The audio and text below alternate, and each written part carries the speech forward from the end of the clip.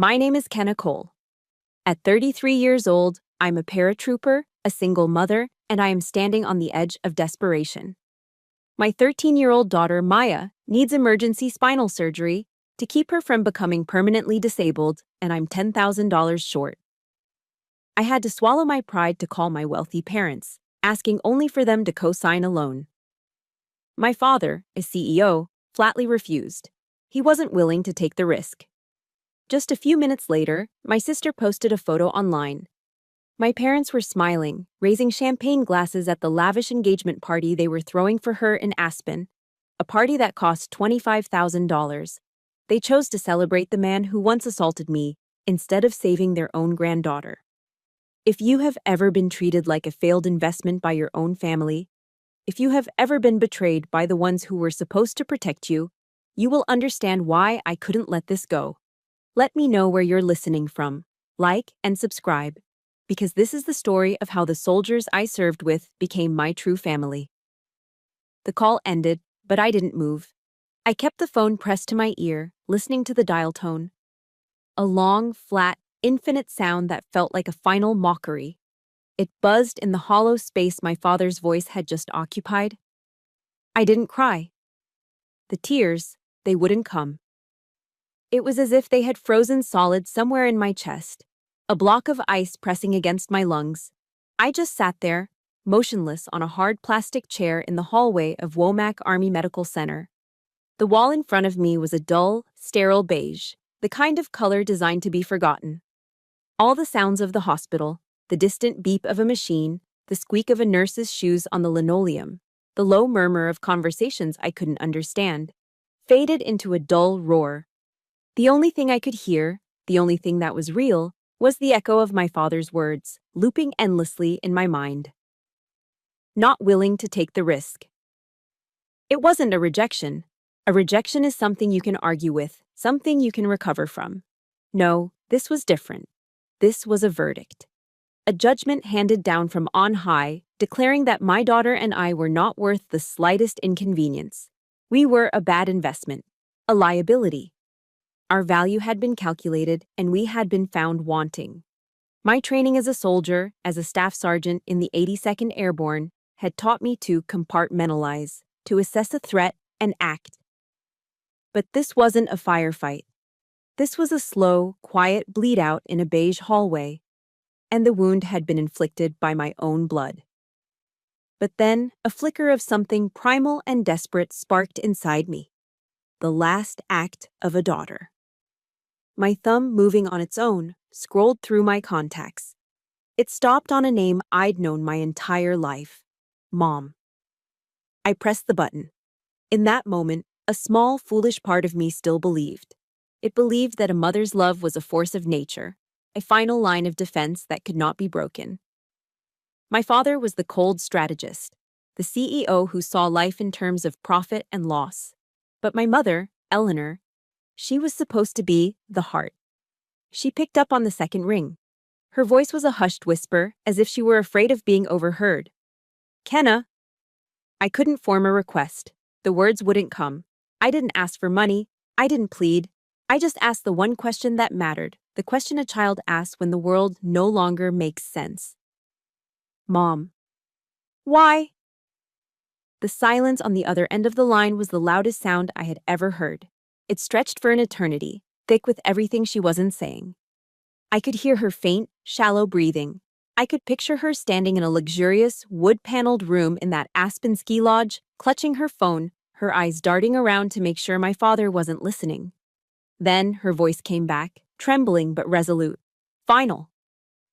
Preston knows what's best for the family, dear. Don't make this any harder than it has to be. And then she was gone. That was the kill shot.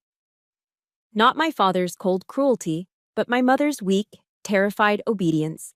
Her choice to stand with him, to protect the fragile, glittering illusion of their family over the flesh and blood reality of her own granddaughter. That was the knife that cut deeper than any other. That was the true betrayal. As if on cue, my phone screen lit up. A notification. A new post from my sister, Serafina. My thumb tapped it before my brain could protest. And there it was. Aspen. It wasn't just a party, it was a declaration. A message sent across 1,000 miles. My parents, Preston and Eleanor, stood in the center, beaming. They were flanked by my sister and her fiancé, Damien. My father's hand was on Damien's shoulder, a gesture of proud ownership. My mother's arm was wrapped around Sarah's waist. They formed a perfect, impenetrable circle of protection. Their smiles weren't just happy, they were defiant, a clear statement to the world and to me. This is our family. These are the people we protect. I zoomed in on my mother's face. I was looking for a sign, any sign of regret, of coercion. There was none. Her smile was radiant, genuine.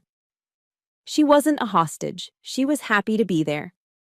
My grandmother, a woman of deep faith, used to read me a verse from the Psalms when I was a child. It came back to me then, not as a comfort, but as a bitter confirmation of fact. When my father and my mother forsake me, then the Lord will take me up. I never understood the desolation in those words until that moment. I took a deep breath. The cold, antiseptic air of the hospital filled my lungs, and for the first time, it felt clean. It felt pure. I opened my phone's contact list. My finger, trembling slightly, hovered over the name Mom.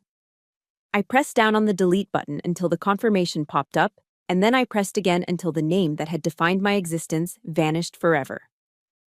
Then I scrolled to Dad. Delete.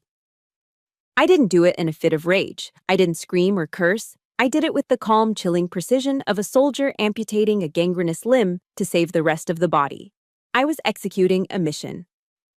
My mission was Maya, and on this mission, there was no room for traitors. Deleting those names from my phone wasn't an impulse. It was a final, necessary field, dressing on a wound that had been festering for a long time. The initial injury, the one that broke the bone and tore the muscle, had happened a year earlier. It happened on Thanksgiving. I remember the feeling of unease as I walked through the oversized double doors of my parents' home in Myers Park, Charlotte. The house always felt more like a corporate headquarters than a place where a family lived. The air was thick with the rich, comforting smells of my mother's truffle-stuffed turkey and spiced pumpkin pie. But the warmth stopped at my nostrils. The atmosphere itself was cold, meticulously arranged, and utterly sterile. I was in my dress blues, the uniform a stark contrast to the soft cashmere and tailored suits of the other guests. My mother had insisted I wear it.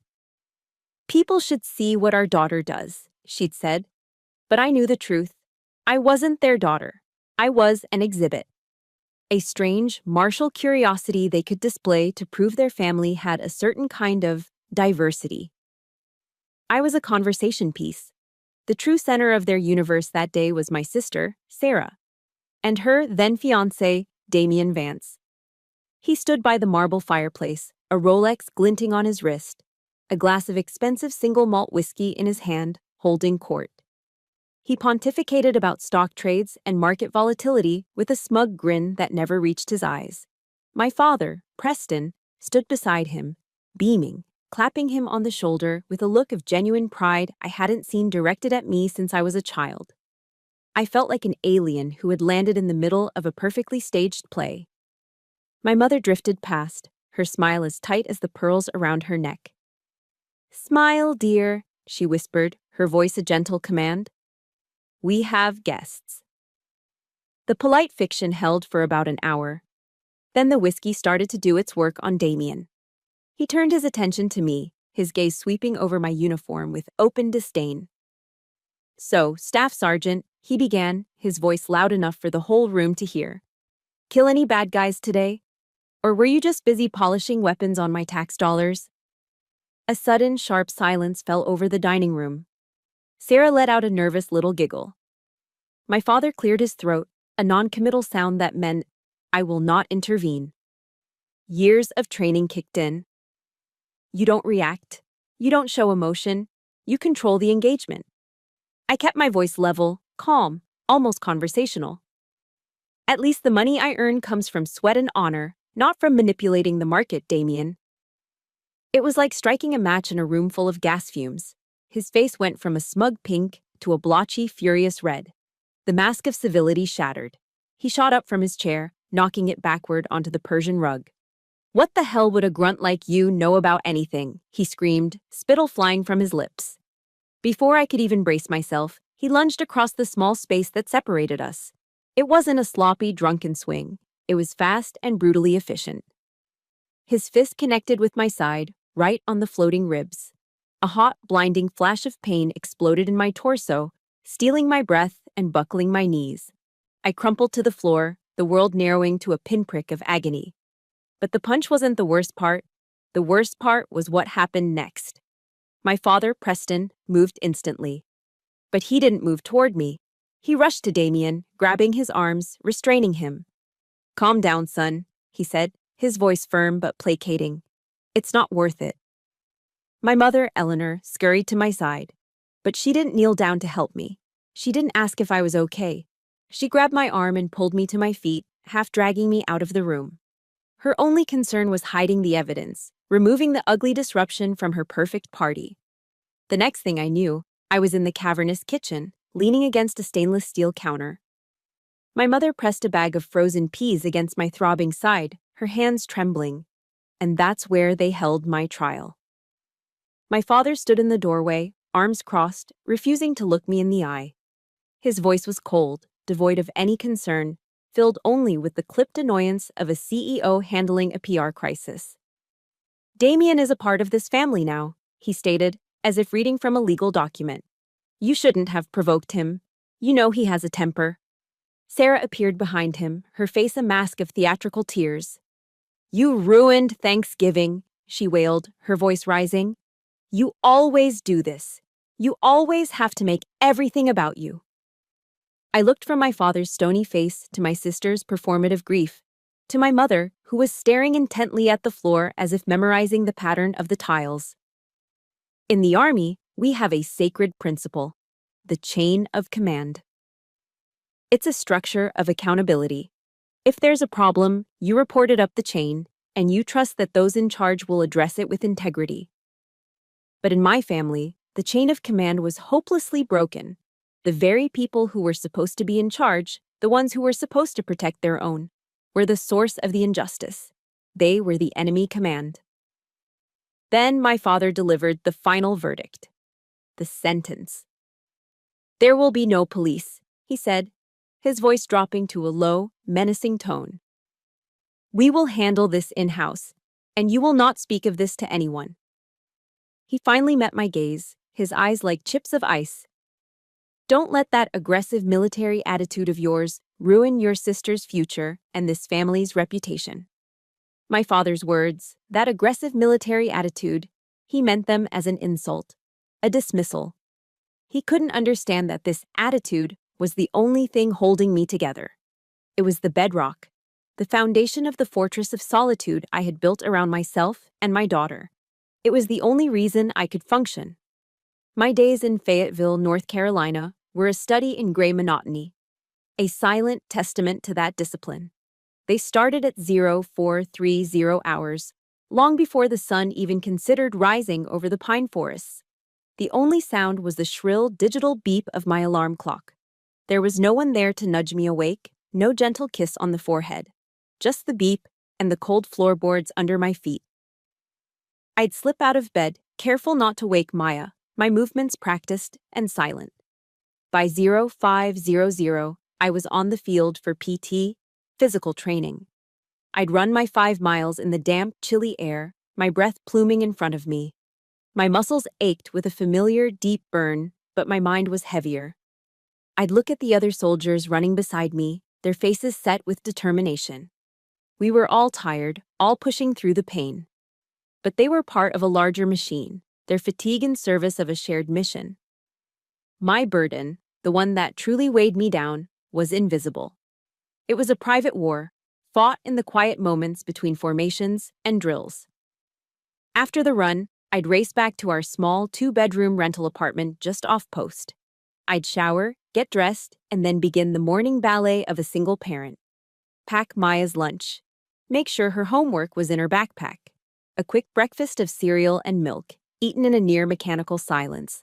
All of it had to be done on a timeline as rigid as any mission brief. After dropping Maya at the middle school bus stop, my next battle began.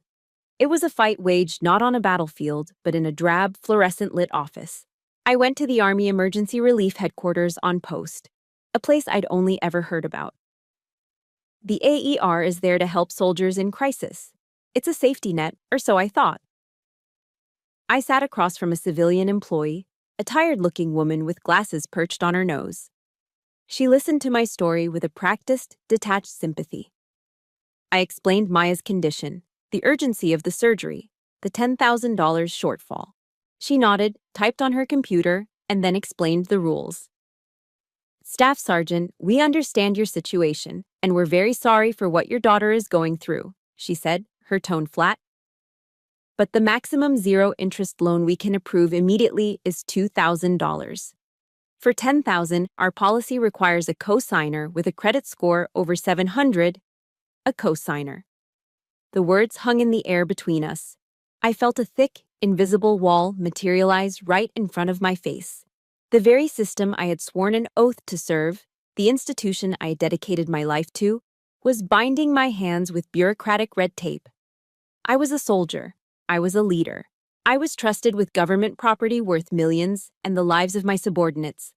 But here, in this office, I was just a number, a risk. I felt a profound sense of powerlessness that I hadn't felt even in the worst parts of Afghanistan. On the drive back, I stopped at the Food Lion. The grocery store was another battlefield, one of numbers and quiet sacrifices. I pushed the cart down the aisles, the squeaky wheel a constant annoyance. My mind was a running calculator. I'd pick up the box of Cinnamon Toast Crunch that Maya loved, hesitate, and then put it back on the shelf, grabbing the cheaper store-brand version instead. I'd walk past the beef, opting for the less expensive chicken thighs. Every item was a choice, a small surrender. Standing in the checkout line, I saw another family ahead of me. The husband was in his uniform, a young specialist. His wife was with him, and their two little kids were happily chattering in the cart, which was piled high with groceries. Name-brand snacks, soda, a little birthday cake in a plastic box. They looked happy, carefree. A wave of bitter self-pity washed over me, so sharp it almost made me gasp. I was a soldier too. I served too. I sacrificed too. So why did I have to fight this war all by myself? The crushing weight of being a single mother in the military had never felt so real, so painfully sharp. If you've ever felt that kind of loneliness, that feeling of fighting a battle no one else can see, it's a heavy weight to carry alone. If this story resonates with you, please hit that like button to show your support for Kenna. And in the comments, I'd love for you to share one simple comfort food that always makes you feel just a little bit better. That evening, the fortress felt more like a prison. I made spaghetti with jarred tomato sauce and frozen meatballs. Maya tried her best to be cheerful, to hide her own fear behind a brave smile, but I could see the worry in her eyes. "Mom, is everything going to be okay?" she asked, her voice small. I pulled her into a hug, burying my face in her hair, trying to pour all the strength I didn't feel into my words.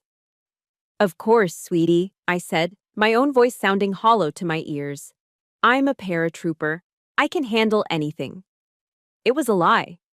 Or maybe a prayer. Later, after Maya was asleep, I sat alone in the dark living room. I stared out the window into the Fayetteville night. In the distance, I could hear the deep, guttural roar of a C-130 taking off from Pope Field.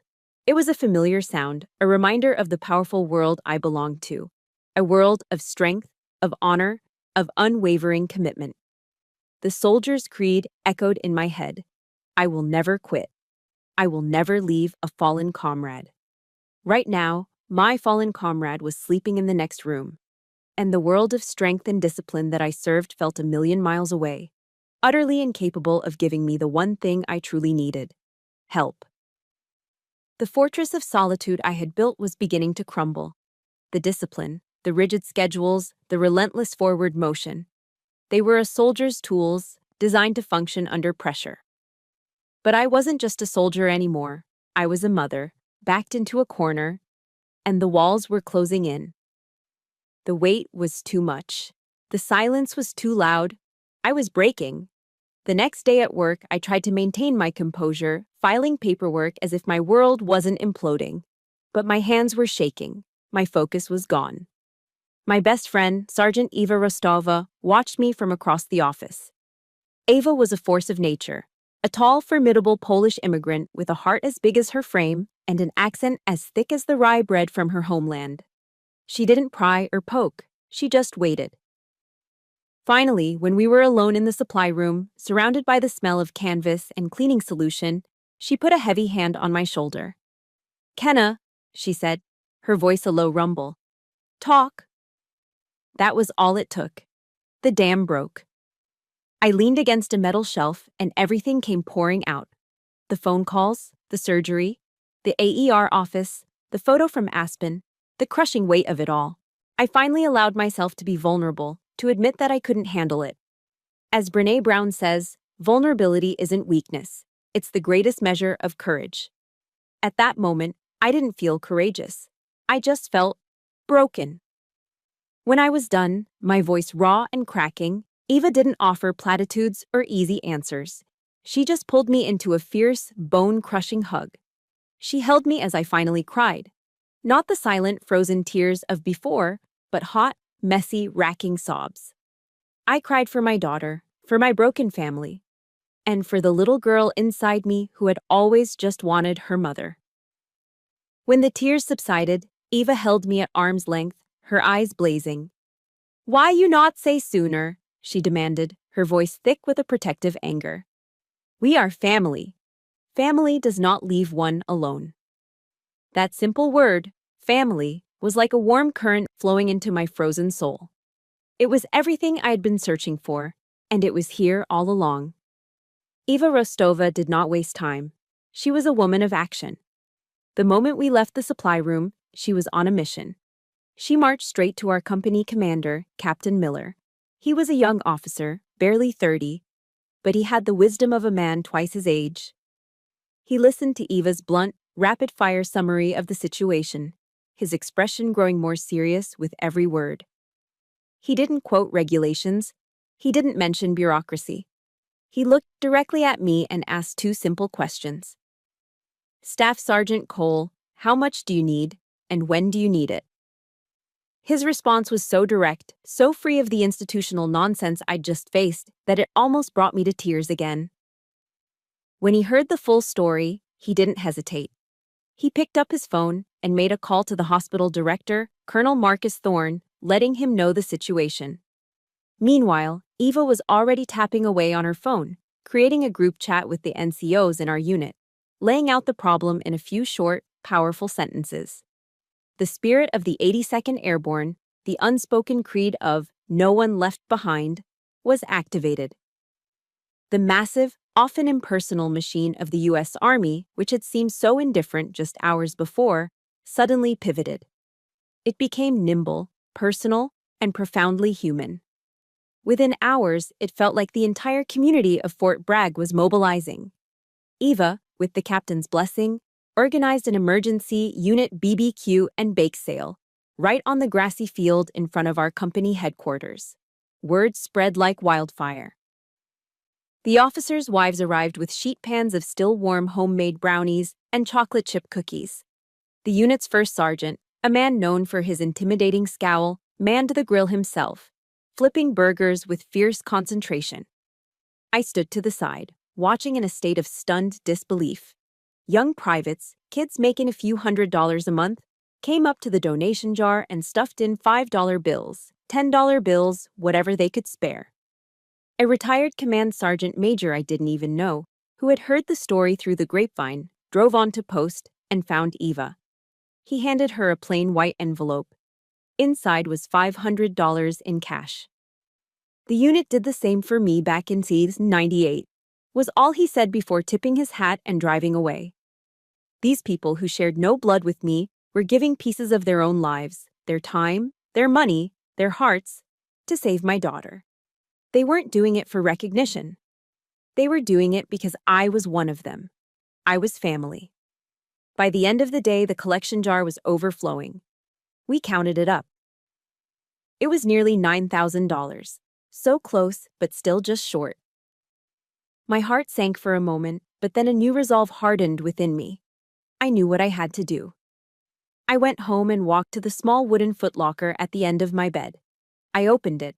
Inside, nestled in velvet lining, was my collection of challenge coins. In the military, these coins are everything. They aren't just metal, they're memories. Each one is a story, a mission, a piece of your career, of your soul. There was the coin from the 82nd Airborne Division, the one from my first tour in Iraq, another from a joint training exercise in Germany. They were my history, my proof that I had been somewhere and done something that mattered. Without a second thought, I scooped them all into a bag. I drove to a military pawn shop just outside the gate, a place soldiers go when they're in a tight spot. I walked in, emptied the bag onto the counter, and sold my past. As I walked out of that shop with the last bit of cash I needed, I didn't feel a sense of loss. I didn't feel sad. I felt a profound sense of peace. I had traded my history for my daughter's future. It was the easiest deal I had ever made. I walked out of the Womack Army Medical Center finance office with a piece of paper in my hand. It was just a receipt, a simple confirmation of payment in full, but it felt as heavy and as significant as a medal. For the first time in weeks, I could take a full, deep breath. The knot of cold dread that had been sitting in my stomach finally began to dissolve. Maya's surgery was officially scheduled for Monday morning. We had made it.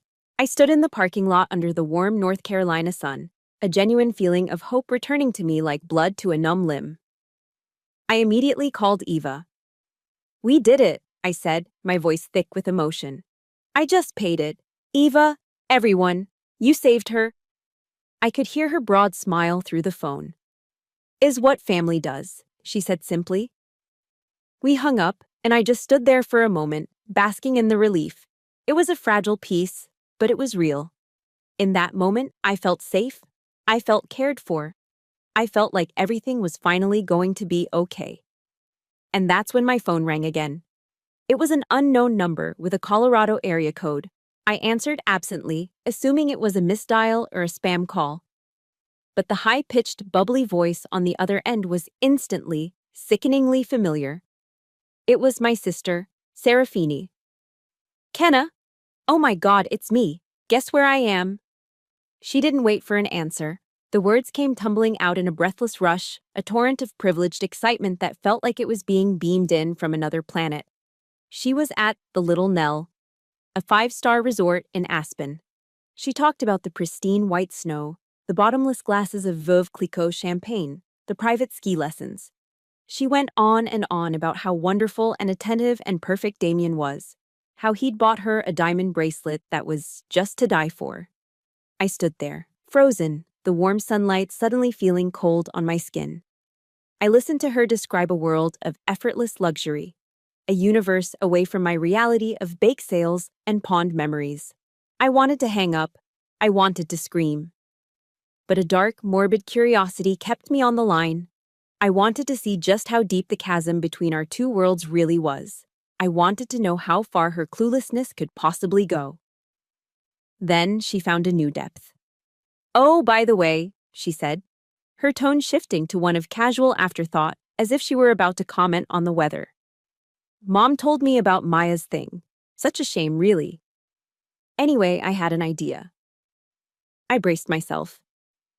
"Damien and I are planning our honeymoon in Hawaii after the wedding. We were thinking, maybe you could come out to our place and house sit for us. I could even pay you a little, to help you out with your money troubles. Wouldn't that be nice?" The world went silent. The sounds of the parking lot, the rumble of cars, the distant chatter, all faded away. All I could hear was the blood pounding in my ears. I was completely and utterly speechless. She wasn't just bragging about her perfect life while mine was hanging by a thread. She was offering me charity. The most insulting, degrading, tone-deaf charity imaginable. She saw my life or death struggle for my daughter's health as an opportunity to offer me a job as the hired help. In her mind, I wasn't her sister. I wasn't a staff sergeant in the U.S. Army. I was the poor relation, a pathetic creature to be pitied, someone who could be bought off with a demeaning handout. The receipt in my hand suddenly felt like a worthless piece of trash. The love and sacrifice of my unit, the dignity I had fought so hard to maintain, she had erased all of it with one thoughtless, benevolent offer. As the writer Audre Lorde once said, "My anger has meant pain to me, but it has also meant survival." In that moment, I understood exactly what she meant. The pain was excruciating. But the anger was a pure, cold source of energy. It was the only thing that kept me standing. I took a slow, steadying breath. When I finally spoke, my voice was dangerously calm. It was a voice I'd used on the training field, a voice that carried no emotion, only command. "Sarah," I said, the single syllable as sharp as a shard of ice. "My daughter is having major spinal surgery on Monday. Do you honestly think I have time to come and watch your house?" Her response was the final gallon of gasoline on a raging fire.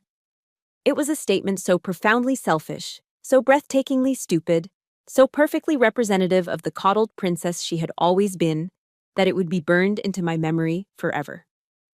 She let out an exasperated sigh. "Oh my God, Kenna, you're always so dramatic. It's not the end of the world. Besides, Dad and Mom didn't help you, right? You should be lucky I'm even thinking of you and offering to help out." I didn't say another word. I didn't scream. I didn't curse.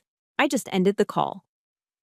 The quiet rage that had been simmering inside me for years, the anger from 1,000 tiny cuts and one brutal punch, was no longer simmering. It had just been ignited. It was a wildfire now, and it was ready to burn everything to the ground. After I hung up on my sister, I didn't throw my phone. I didn't scream. I didn't punch the wall. The wildfire of rage inside me didn't manifest in noise or violence. It condensed. It cooled. It became something dense and heavy, a terrifying calm that settled deep in my bones. I got in my old Ford sedan and just started driving. I had no destination. I drove through the familiar streets of Fayetteville, past the endless strip malls and pawn shops that line the roads around any major military base.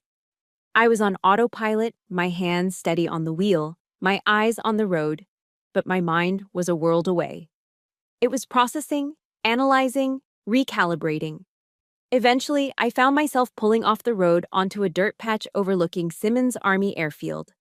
I killed the engine and the headlights, plunging the car into darkness. The only light came from the powerful floodlights illuminating the tarmac and the blinking lights of the aircraft.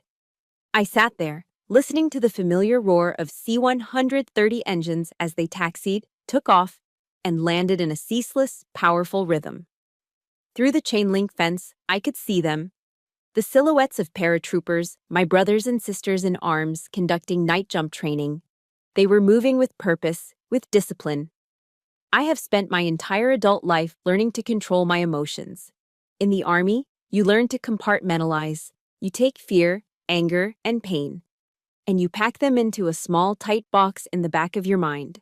You learn to function in spite of them. You learn to turn that raw energy into fuel for the mission. And tonight, I was going to use every bit of that training for a mission of my own. A bitter truth crystallized in my mind as I watched the planes ascend into the black sky. For years, I had tried to keep my two worlds separate. There was Staff Sergeant Cole, the paratrooper, the NCO. And then there was Kenna Cole, the daughter, the sister. I endured the dysfunction and casual cruelty of my family because I told myself it wasn't a real fight. It was just family. I was wrong, so profoundly, fundamentally wrong. My family, with their corrosive hypocrisy and their casual disregard for anyone but themselves, was not a separate world. They were an enemy force, and an enemy must be confronted. Preston, Eleanor, Sierra, and especially Damien, they hadn't just hurt me. They were a threat. They represented everything I had sworn an oath to fight against when I first put on this uniform. The rot of corruption, the abuse of power, the belief that money and status put you above decency and the law. My silence hadn't kept the peace. It had enabled them. It had been a form of cowardice. That's when the mission parameters became clear. My weapon would not be a rifle. My weapon would be the truth. My battlefield would not be some dusty village in a foreign country. My battlefield would be the very system my father, Preston Cole, had built his empire on and worshipped like a god. I knew better than most that his company, Parkside Medical, was a major defense contractor. And with those lucrative government contracts came a mountain of rules. They were held to an incredibly high standard of ethical conduct and security protocols. Their leadership, the CEO, his family, his close associates like Damien, had to be clean. They had to be beyond reproach. And I knew, with absolute certainty, that they were not clean. Covering up a violent assault, coercing a non-commissioned officer to remain silent to protect the family's reputation, that wasn't just unethical. In the world of defense contracts, that was a security risk. It was a character flaw that could compromise a company trusted with the health and safety of American soldiers. My father had built his castle on a foundation of lies, and I was about to light a match. General George S. Patton once said, "Accept the challenges so that you can feel the exhilaration of victory." The crisis with Maya had been a challenge I had to accept to save her life. This was a challenge I would choose, so I could finally feel the exhilaration of victory over the people who had tried to reduce me to nothing. I watched one last C-130 lumber down the runway, its engines screaming as it lifted into the darkness. I saw the green lights inside, the signal for the jumpers to stand and hook up. They were about to leap into the void, trusting their training, their equipment, and the person next to them. They were brave. It was time for me to be brave too. Under the faint glow of the airfield lights, I made a silent vow. I will not be silent anymore. I will not protect them from the consequences of their own actions. I will not allow them to harm anyone else. I will use the very system they revere to hold them accountable. That was the moment the switch flipped. The anger was no longer a fire, it was forged into the cold, hard steel of a mission objective. If you've ever reached that point, that moment of absolute clarity where you decided enough is enough, hit the like button and stand with me. I want to know what your battle song is. Let me know I'm not alone in this fight by commenting below with the name of the one song that makes you feel unstoppable. For example, Survivor by Destiny's Child. I started the car. I drove back to my apartment not with rage, but with purpose. I walked inside, the silence of the small apartment a comfort now, not a burden. I went to my desk and pulled out my government-issued laptop. It was a rugged, ugly piece of equipment built for function, not form. Just like me. I opened it. The screen flickered to life, bathing my face in a pale blue glow. My fingers found the keyboard. The real war had just begun. The war room was my 10 by 10 foot living room, and my theater of operations was the glowing screen of my government-issued laptop. There were no maps on the wall, no fellow soldiers to strategize with. There was only the low hum of the computer and the cold, clear purpose that now filled the space where anger and grief had been. My first action was to establish a secure perimeter. I created a new encrypted file, buried it deep within the laptop's directory, and gave it a name: Operation Cole. This wasn't about family anymore. This was a mission, and I would approach it with the same precision and detachment I would any other. I began assembling my intelligence, my ammunition. I created a document, a timeline. I started with Thanksgiving of last year, November 24th. I documented the time of the incident, the exact venomous words Damien had spat at me, and my response. I detailed the assault, the sudden, brutal impact to my ribs. Most importantly, I chronicled the aftermath, the words of my own family that cut deeper than any physical blow. My father's chilling declaration, "Damien is part of this family. You shouldn't have provoked him." His final command, "There will be no police. We will handle this in-house." Each word was a piece of evidence, a nail in the coffin of their integrity. I scrolled through my phone, my thumb moving with a steady, robotic calm. I found the Instagram post from Sarah, the one from the night my world fell apart. I took a high-resolution screenshot. My parents, flanking Sarah and Damien in Aspen, their champagne glasses raised in a toast. The date stamp, the location tag, the gleeful caption. It was all there. A perfect, damning portrait of their priorities. Next, I dug into my email archive. I searched for Parkside Medical and Contract. It didn't take long to find them. Years' worth of emails from my father, forwarded to my government address with a kind of smug pride. Announcements of new contracts with the Department of Defense, press releases boasting about their partnerships. And then I found the one that made my blood run cold. It was an internal newsletter from last spring, proudly announcing Parkside Medical's renewed contract to supply critical medical equipment to several military hospitals. The first one on the list was Womack Army Medical Center. My hospital. The place where my daughter's future hung in the balance. They weren't just my family. They were a link in the supply chain that was supposed to support me, to support my comrades. And they were rotten to the core. Each piece of evidence wasn't just a personal grievance, it was a data point in a larger picture of profound ethical failure. But I knew I couldn't act on emotion alone. I needed to confirm my strategy. The next morning, I requested a brief meeting with a captain in the JAG Corps I'd worked with before. A sharp, by-the-book officer I trusted. I didn't give him my story, I gave him a scenario. "Captain," I began, keeping my voice level and professional.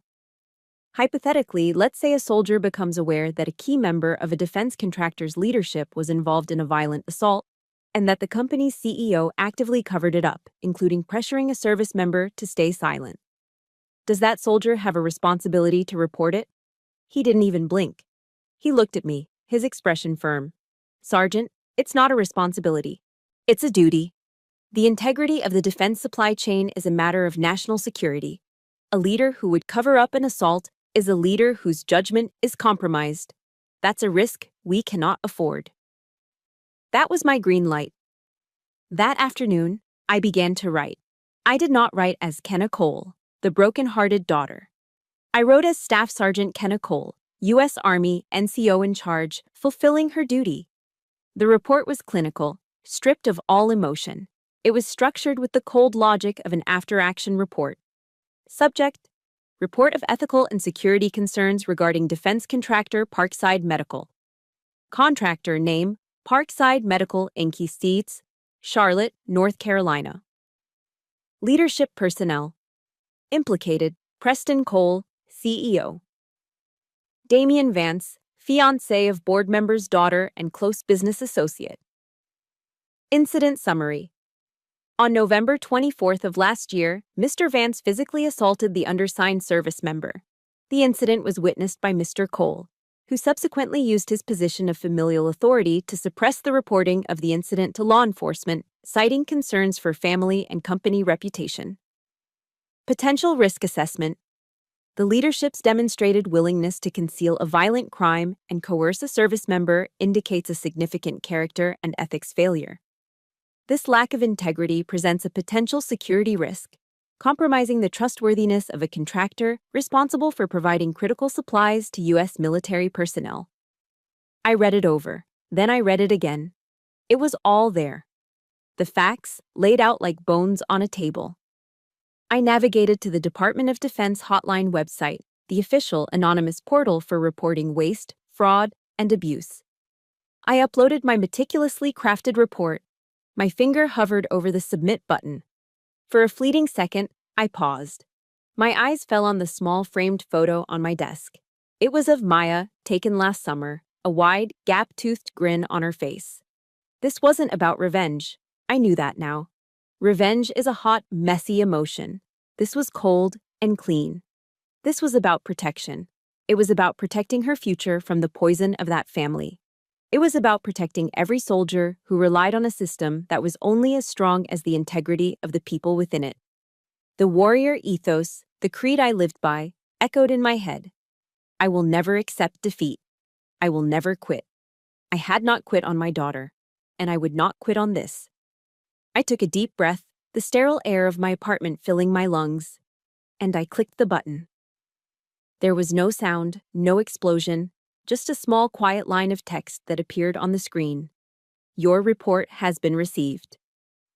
But I knew with every fiber of my being that I had just armed a time bomb and placed it at the very foundation of my father's world.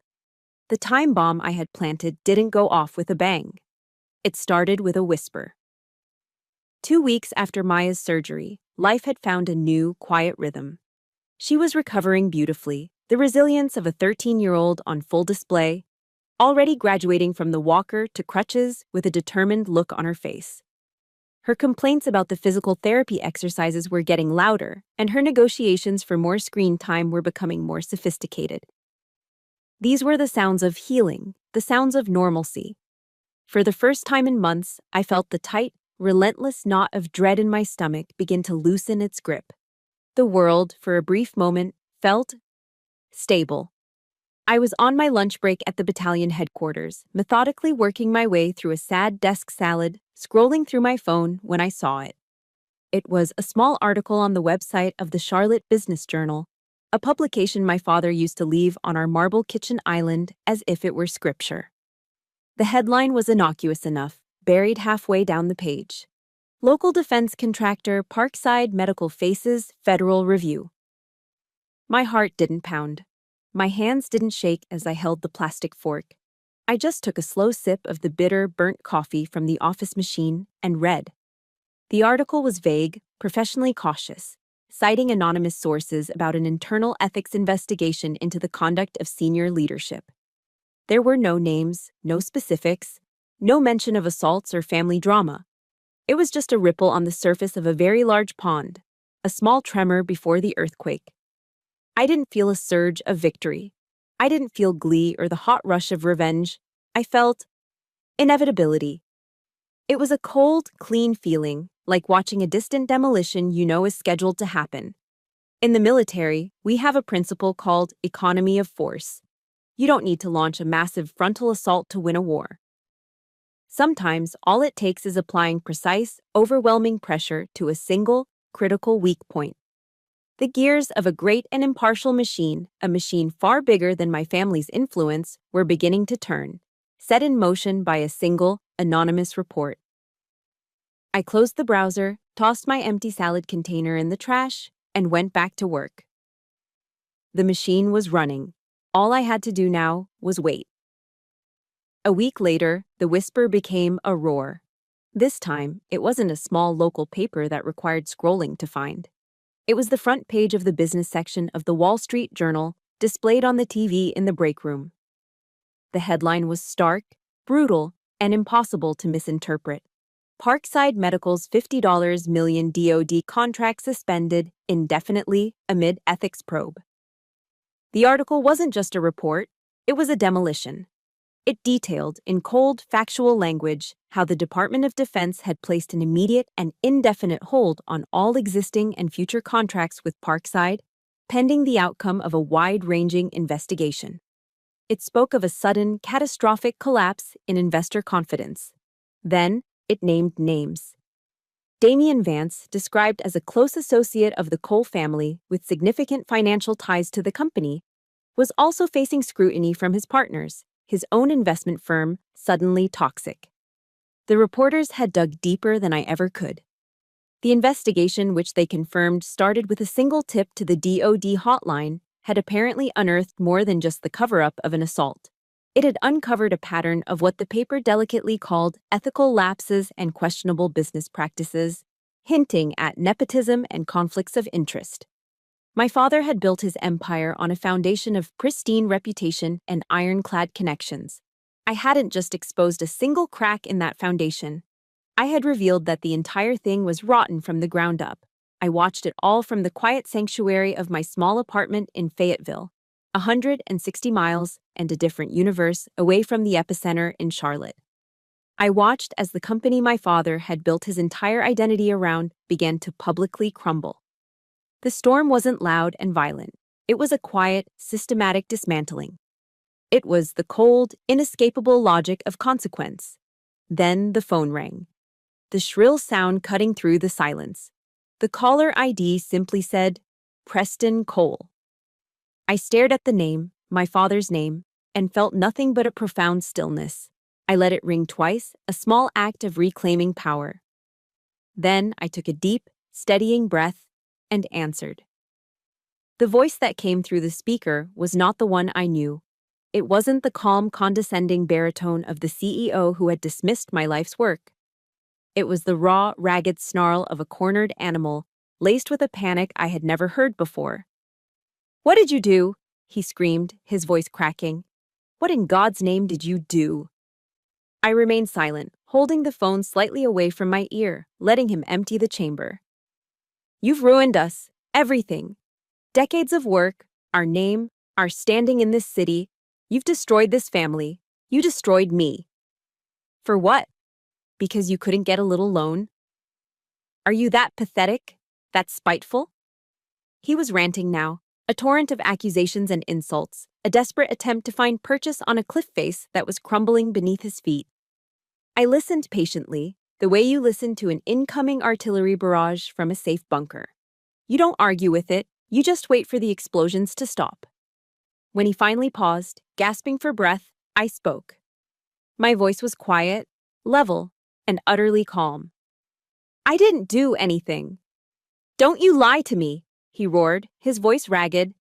"They said it was an anonymous tip from a service member. It had to be you."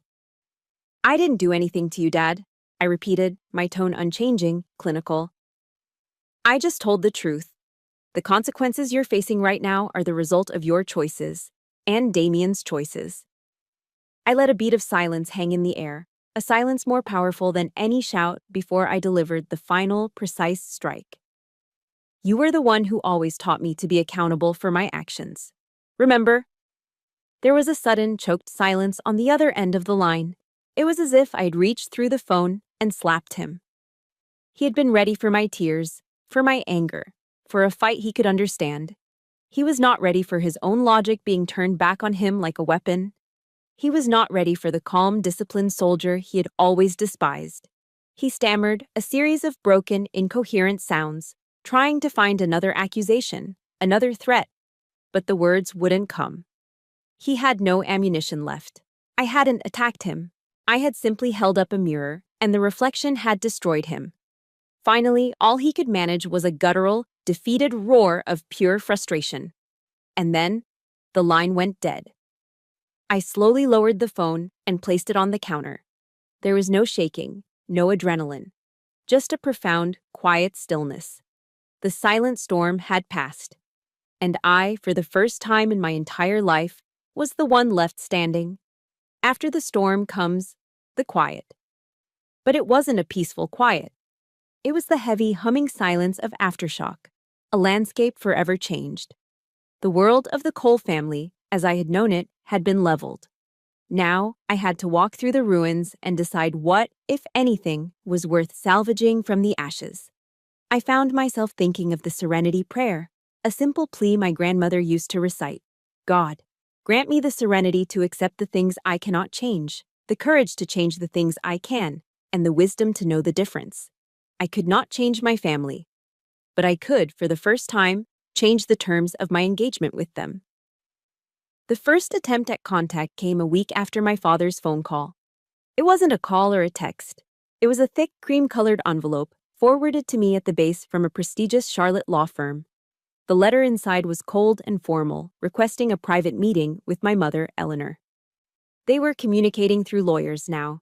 The family was officially a legal dispute. I agreed, but on my terms. Not in their mansion, not even in their city. A neutral space. A small, independent coffee shop in Fayetteville with worn-out armchairs and the constant hiss of an espresso machine. My territory. She arrived looking like a ghost of her former self. The perfect blonde coif was slightly disheveled, and the designer clothes hung loosely on a frame that seemed to have shrunk. She looked 10 years older. She sat across from me, wringing her hands, avoiding my eyes. She didn't apologize for her silence, for her complicity. She didn't ask about Maya. She got straight to the point, her voice a fragile whisper. "Kenna, your father, the company, it's all he has. You have to retract your statement. Tell them it was a misunderstanding." She finally looked at me, her eyes pleading. "It's our family's legacy, Kenna." I looked at this woman, my mother, and felt a profound, aching sadness. She was still trying to save the house after it had already burned to the ground. "My legacy is Maya," I said, my voice quiet but firm. My legacy is a daughter who knows her mother will protect her, no matter the cost. I've chosen my legacy, Mom. I took a sip of my coffee, letting the words settle between us. So have you. The next attempt came from my father. A FedEx overnight package arrived at the base, addressed to me. Inside was a cashier's check. The number written on it made me blink. $100,000. Tucked inside with it was a small note, scrawled in my father's impatient handwriting. Just 4 words. For Maya, now stop. I stared at the check. It was a staggering amount of money. It was security. It was a new car, a down payment on a house, a college fund for Maya set for life. But it wasn't a gift. It wasn't an apology. It was a transaction. It was the final, arrogant attempt to buy my silence, to pay off his guilt like it was just another invoice. He still didn't get it. He never would. He believed everything and everyone had a price. Without a moment of hesitation, I took the check and tore it neatly into 4 precise squares. I put the pieces back into the FedEx envelope, sealed it, and wrote the return address for Parkside Medical's corporate headquarters on the front. I sent it back without a note. My silence, I decided, was a far more powerful message than any words I could write. The final call came from Sarah. Their fairy tale wedding had, of course, been called off. Under the crushing weight of the scandal and the collapse of his finances, Damien had done what cowards do. He had run, leaving my sister in the wreckage. She was hysterical when I answered, her voice a torrent of sobs and accusations. "You did this!" she shrieked. "You ruined my life. I hate you. It's all your fault." This time, I didn't get angry. I didn't feel the need to defend myself. I just listened, holding the phone to my ear as she poured out all her pain and rage. I let her finish. Let the storm of her sorrow finally exhaust itself into ragged breaths. When she was done, I spoke, my voice calm. And for the first time, carrying not anger, but a strange, sad pity for her. "No, Sarah," I said, my tone gentle but firm. "I saved your life from an abuser. Maybe someday you'll understand that." Then, before she could reply, I ended the call. And I blocked her number. The last door was closed. In the midst of these familial aftershocks, something unexpected happened. Captain Miller called me into his office. He looked at me with a respect I'd never seen from my own father. "Sergeant Cole," he began, his tone formal, "your leadership has not gone unnoticed. The way you've handled this entire personal crisis, with professionalism and integrity, while never once letting it affect your duties, it's been exemplary." He paused. "The battalion command has unanimously recommended you for officer candidate school." I was stunned into silence. OCS. It was the path to becoming a commissioned officer. It was a future I'd dreamed of but never thought possible as a single mother. It was a level of respect and recognition I had stopped seeking from my family years ago. I had spent my whole life trying to earn a place in a family that saw me as a liability. And here, in this family of soldiers, this family I had chosen, they saw me as a leader. As I walked out of his office and into the bright North Carolina sun, I felt the last of the heavy weight lift off my shoulders. That evening, I went home and started packing boxes. Maya and I were heading for a new chapter. And for the first time, the future felt like my own. 6 months later, I stood on the parade grounds of Fort Moore, Georgia. The humid summer air was thick with the smell of cut grass and starched uniforms. I wasn't Staff Sergeant Cole anymore. The uniform I wore was new, the fabric crisp, and on the shoulders were the single, gleaming gold bars of a second lieutenant. The officer candidate school graduation ceremony was a blur of precision drills, shouted commands, and speeches about leadership and honor. But my focus was fixed on one point in the sea of faces in the bleachers. Maya sat in the front row, wedged between a beaming Eva Rostova, who had driven 8 hours straight from North Carolina to be there, and Captain Miller, who had come on his own time. When the commanding officer called out, "Second Lieutenant Kenna Cole," a cheer erupted from that small section, louder and more passionate than any other. It was Maya, jumping up and down, waving a tiny American flag. Our eyes met across the field, and in that one look, A universe of pride, love, and shared survival passed between us. I wasn't just a soldier struggling to get by anymore. I was an officer, a leader. I hadn't just taken back control of my life, I had elevated it. I had learned to fly. A few weeks later, we were back at Fort Bragg. But the world felt different. It was the 82nd Airborne's annual Family Day. The giant polo field was covered in bouncy castles, picnic blankets, and the organized chaos of 1,000 military families. The air was filled with the sounds of children laughing, the sizzle of hot dogs on massive grills, and the thumping beat of a military band playing pop songs. Maya, completely healed and faster than ever, darted through the crowds, a streak of pure joy. We weren't alone in the crowd. We were the center of a small, rotating universe of friends. Captain Miller, now a colleague I could almost call by his first name, came over to shake my hand and congratulate me. Colonel Thorne, the hospital director, made a point to find us and ask Maya if she was planning on joining the Army's soccer team. Soldiers from my old unit swarmed us, ruffling Maya's hair, telling bad jokes, and asking about OCS. I stood there, a plate of food in my hand, watching Maya laugh with Eva. And I was struck by the profound contrast. This was family. It wasn't the quiet, tense performance of a Thanksgiving dinner in a sterile Charlotte mansion.